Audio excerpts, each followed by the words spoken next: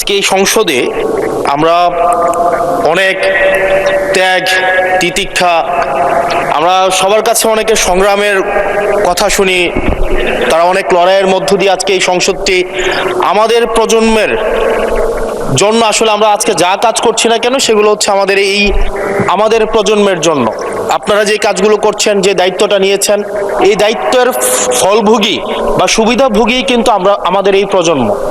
মাননীয় স্পিকার, আমরা খুব আশাহত হই যখন এই সংসদ এত রক্ত, এত লড়াই, এত ত্যাগের পরে আজকে যখন এই সংসদটি গঠিত হয়েছে, কিন্তু এই সংসদ আবার আগের যেই বিশিয়াস সাইকেল, দোষারোপের যেই সাইকেল, একজনকে বিভিন্ন ট্যাগিংয়ের যেই সাইকেল, মত দমনের নামে, বিরোধী মত দমনের নামে মামলার যেই সাইকেল, আমরা সেইখানে আবার চলে গিয়েছি। ক্যাম্পাসগুলো আবার আনরেস্টের দিকে যাচ্ছে, অস্থিতিশীল পরিবেশ সৃষ্টি হচ্ছে, বিরোধী দল মত দমনের জন্য মামলা করা হচ্ছে, প্রতিমন্ত্রীকে ফেসবুকে লেখার কারণে বাসা থেকে তুলে নিয়ে আসা হচ্ছে, হুইপকে সমালোচনা করলে বাসা থেকে তুলে নিয়ে আসা হচ্ছে।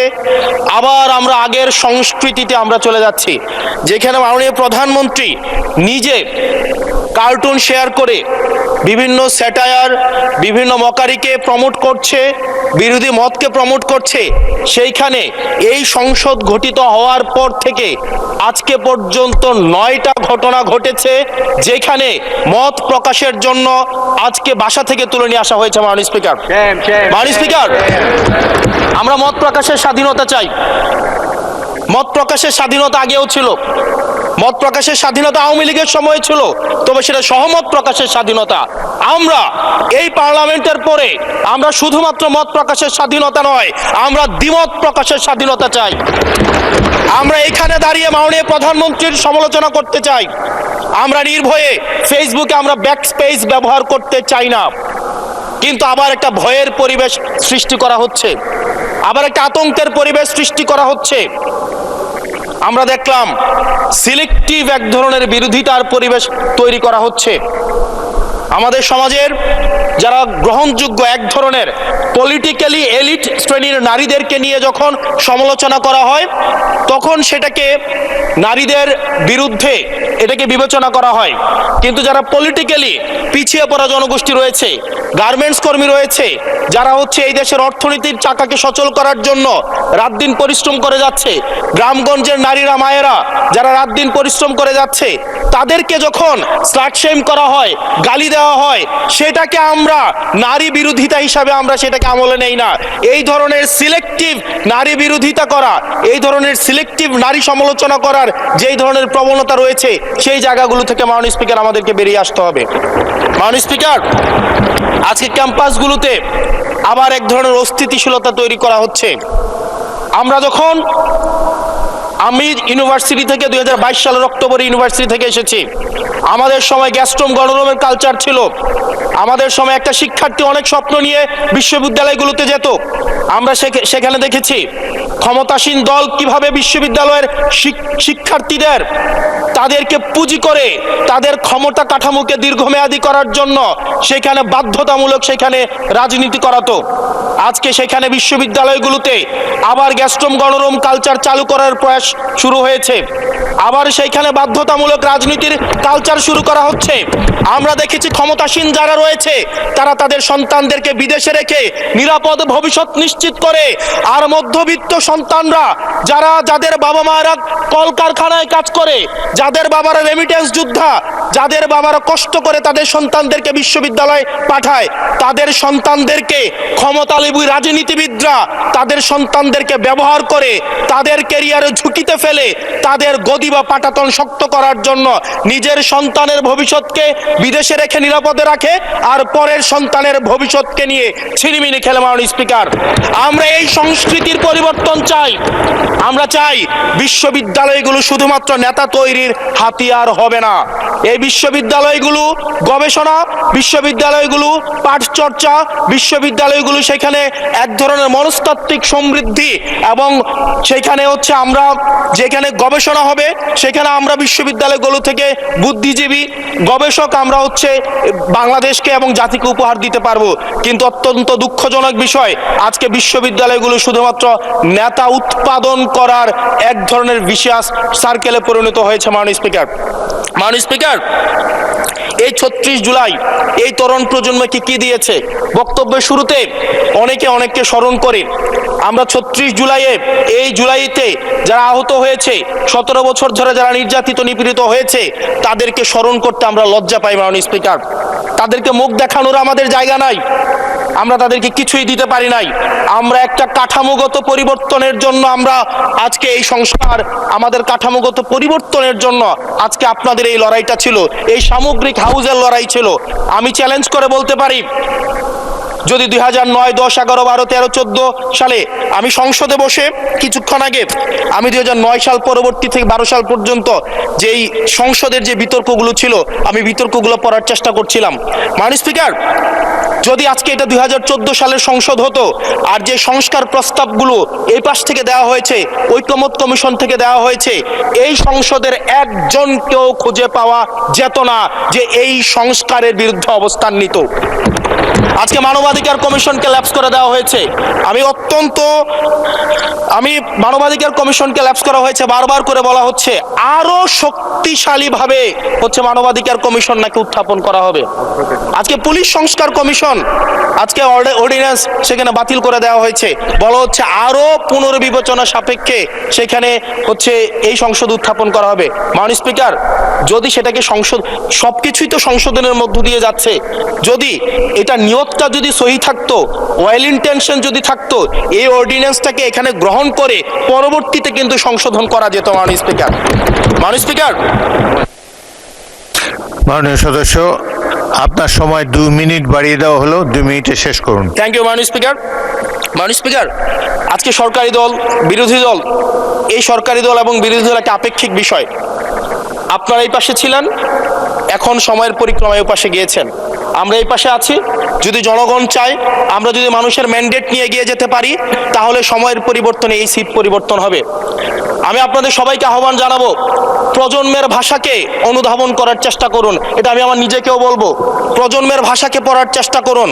আমাদের প্রধানমন্ত্রী যিনি আছেন, মাননীয় প্রধানমন্ত্রী, ওনার সন্তান যেই প্রজন্মের, আমরা একই প্রজন্মের, আমাদেরকে ধারণ করার চেষ্টা, আমি চাইবো আপনারা সবাই আমাদেরকে ধারণ করার চেষ্টা করবেন।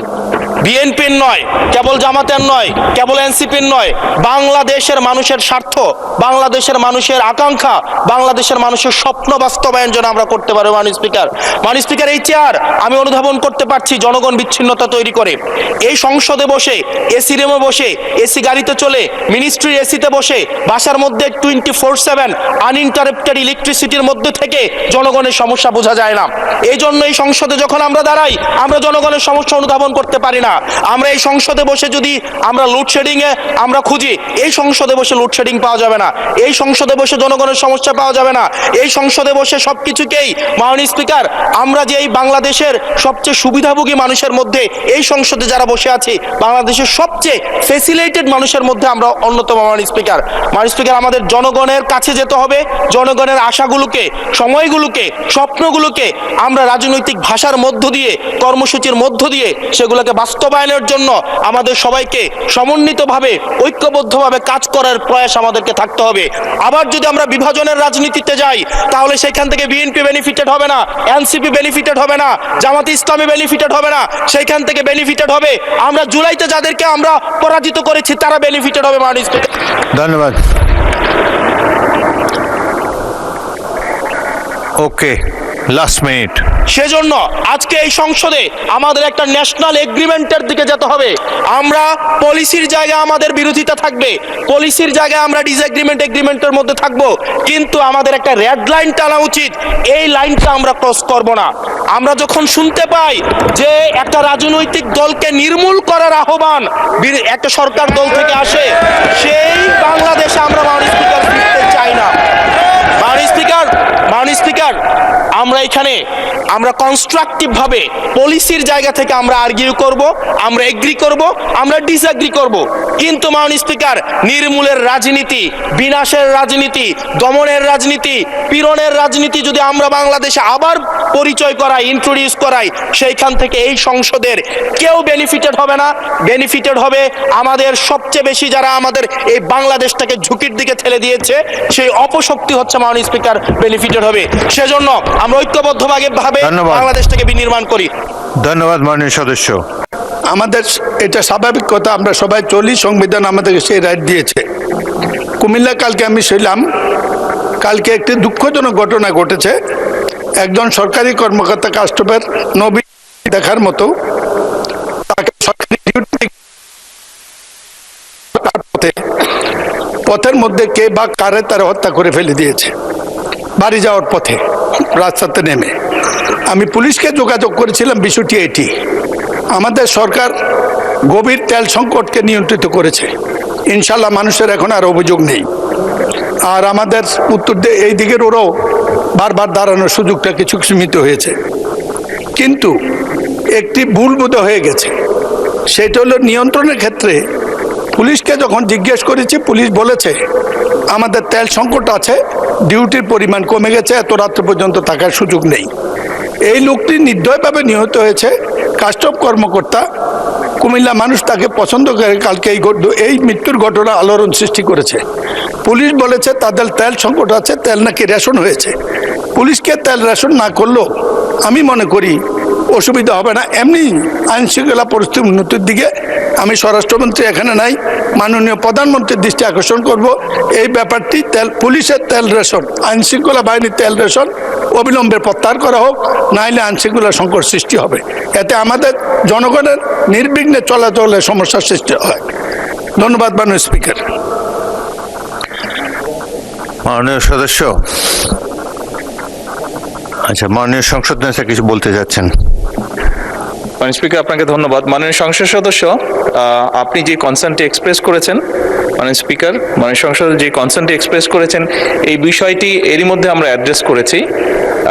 পুলিশ সহ এমার্জেন্সি বাহিনী যারা আছে, পুলিশ হোক, অ্যাম্বুলেন্স হোক, ফায়ার ব্রিগেড, এই জাতীয় যারা আছে, তাদের উপর থেকে এই যে এম্বার্গোটা ছিল এটা সরিয়ে নেওয়া হয়েছে। এটা আরো 2 দিন আগে এই সিদ্ধান্তটি আমরা গ্রহণ করেছি, 2 দিন আগে এটি ক্লিয়ার করে দেওয়া হয়েছে। কাজে আশা করি ইনশাল্লাহ এই সমস্যা আর হওয়ার কথা না। ধন্যবাদ। ধন্যবাদ মাননীয় স্পিকার। মাননীয় সংসদ নেতা, মাননীয় সদস্য উমিন ফারহানা, আপনি কি পয়েন্ট অফ অর্ডারে দাঁড়িয়েছেন? বলুন। মাননীয় স্পিকার, আপনাকে অসংখ্য ধন্যবাদ।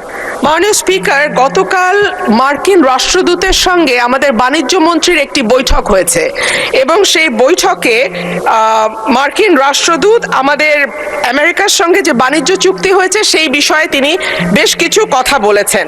তার মধ্যে উল্লেখযোগ্য হলো বাংলাদেশের কৃষি ও জ্বালানি পণ্য আমদানির প্রতিশ্রুতি, দেশে ব্যবসার পরিবেশ উন্নয়ন ও বিনিয়োগ আকর্ষণের জন্য নীতি সংস্কারের বিষয়গুলো মার্কিন রাষ্ট্রদূত তুলে ধরেন। মাননীয় স্পিকার, সেখানে মার্কিন রাষ্ট্রদূত আরেকটি বিষয় আমাদের মনোযোগ আকর্ষণ করে বলেছেন যে 2 দেশের মধ্যে বাংলাদেশ থেকে যে পরিমাণ পণ্য আমরা রপ্তানি করি, আমেরিকা থেকে সে পরিমাণ পণ্য আমরা আমদানি করি না, এবং যে কারণে একটা বাণিজ্য ঘাটতি তৈরি হয়েছে বিরাট, এবং এই বাণিজ্য ঘাটতি পূরণের লক্ষ্যে বাণিজ্য চুক্তি হয়েছে। কিন্তু মাননীয় স্পিকার, আমরা জানি যে 12ই ফেব্রুয়ারি আমাদের জাতীয় নির্বাচনের ঠিক 3 দিন আগে 9ই ফেব্রুয়ারি এই চুক্তিটি স্বাক্ষরিত হয়, এবং তখন বাংলাদেশের যারা সুশীল সমাজ আছেন, থিঙ্ক ট্যাঙ্ক আছেন, তারা বারবার বলেছেন যে একটি অনির্বাচিত সরকার এই ধরনের চুক্তি স্বাক্ষর করতে পারে না, এবং এই চুক্তিতে অনেকগুলো ক্লজ আছে যেটা বাংলাদেশের স্বার্থ বিরোধী। নির্বাচনের পরে যখন একটি নির্বাচিত সরকার আসবে তখন যেন এই চুক্তিটি স্বাক্ষরিত হয়। কিন্তু আনফরচুনেটলি আমরা দেখলাম যে না, অন্তর্বর্তীকালীন সরকার শুনল না এবং 9ই ফেব্রুয়ারি এই চুক্তিটি স্বাক্ষরিত হয়। মাননীয় স্পিকার, এই চুক্তির শর্ত অনুযায়ী প্রতিযোগিতামূলক। মাননীয় সদস্য, আমার বক্তব্য শুনুন। এটি কোনো পয়েন্ট অফ অর্ডার হলো না। 301 বিধিতে আপনি পড়লে দেখতে পাবেন যে পয়েন্ট অফ অর্ডার সংসদে চলমান বিষয়ের উপরে হতে হয়, কিংবা সংসদ কাজে শৃঙ্খলা রক্ষার জন্য হতে হয়। আপনি প্রশ্ন উত্থাপন হবে। ধন্যবাদ। মাননীয় স্পিকার, একটা মিনিট। মাননীয় স্পিকার, এই চুক্তিটি যদি সরকার চায় তারা এটিকে বাতিল করতে পারে এবং চুক্তিটি সংসদে আনা হোক। এটি পয়েন্ট অফ অর্ডার হিসেবে গ্রহণ করতে পারছি না বলে দুঃখিত। আজকের মাননীয় প্রধানমন্ত্রী শুধু আজকের প্রধানমন্ত্রী নয়, মাননীয় প্রধানমন্ত্রী শুধু আজকের বিএনপি নেতা নয়, 90 সালে স্বৈরাচার বিরোধী আন্দোলনে তার ব্যাপক ভূমিকা ছিল। মাননীয় স্পিকার, সময় খুব কম, কোত্থেকে শুরু করবো আর কোত্থেকে বলবো। মাননীয় স্পিকার, আপনার একটা বর্ণাঢ্য জীবন আছে, ছাত্র জীবন। আপনি ঢাকা বিশ্ববিদ্যালয়ে এক সময় স্লোগান মাস্টার ছিলেন এবং ঢাকা বিশ্ববিদ্যালয়ে একজন তেজস্বী ছাত্রনেতা ছিলেন এবং সেখানে আন্দোলন সংগ্রামে 90-এ আপনি অংশগ্রহণ করেছেন। মাননীয় স্পিকার, আজকে ইতিহাস বলতে গেলে অনেক বলতে হবে। আজকে আপনি দেখুন, বাংলাদেশের বিভিন্ন ক্রান্তিকালে জিয়া পরিবার সব সময় জনগণের পাশে ছিল। 1971 সালে 25শে মার্চ যখন হানাদার বাহিনী ঢাকায় আক্রমণ করে, তখন শহীদ রাষ্ট্রপতি জিয়াউর রহমান চট্টগ্রামের কালুরঘাট বেতারকেন্দ্রে গিয়ে স্বাধীনতার ঘোষণা দেন। বাংলার দামাল ছেলেরা, সেনাবাহিনী, পুলিশ, বিডিআর সহ সবাই মুক্তিযুদ্ধে ঝাঁপিয়ে পড়ে আমরা লক্ষ লক্ষ শহীদের রক্তের বিনিময়ে আমরা স্বাধীনতা পেলাম। মাননীয় স্পিকার, আপনি জানেন 1990 সালে যখন গণতন্ত্র হরণ করেছিল, গণতন্ত্র ছিল না, তখন দীর্ঘ 9টি বছর আন্দোলন সংগ্রাম করে গণতন্ত্রের মা, তিনবারের প্রধানমন্ত্রী দেশনেত্রী বেগম খালেদা জিয়া আপোষের নেতৃত্বের মধ্য দিয়ে এই বাংলাদেশে আবার গণতন্ত্র প্রতিষ্ঠা হয়েছে। মাননীয় স্পিকার, সেই 90-এর আন্দোলনে আপনি জানেন আজকে 71, 24, 90-তে একটা গণ অভ্যুত্থান হয়েছে, ছাত্র গণ অভ্যুত্থান, এবং 24-এ গণ অভ্যুত্থান হয়েছে। আর 71-এর সাথে আমাদের 90 এবং 24-এর তুলনা হয় না। এটা তুলনা করা কোনোভাবেই ঠিক হবে না। সেই 90-এর আন্দোলনে দেশনেত্রী বেগম খালেদা জিয়া কি ভূমিকা রেখেছিলেন আপনারা দেখেছেন। একদিকে জেল, নির্যাতন, নিপীড়ন, আরেকদিকে সোনার খাটে বসে আন্দোলন করেছিলেন আরেকজন। আপনি জানেন দেশনেত্রী বেগম খালেদা জিয়া যখন চট্টগ্রামে